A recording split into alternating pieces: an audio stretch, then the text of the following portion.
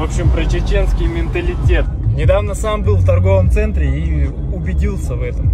Прохожу мимо, достаю из кармана документы, и мужчина меня позвал, говорит: брат, не ты уронил? Я говорю, посмотрел, нет, не я.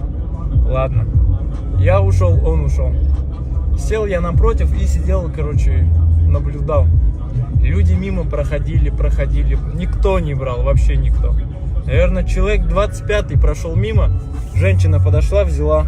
Я как раз в ее сторону шел, говорю: и куда, что вообще делают в таких ситуациях, когда находят такие деньги? Она говорит: я вообще администратор, меня сюда отправили по камерам, короче. Мы их сейчас, значит, заберем, положим. Потом люди придут, скажут, что вот я деньги потерял, по камерам посмотрим, отдадим. Как она мне сказала, в чужих деньгах счастья не бывает. Чужие деньги счастья тебе не принесут.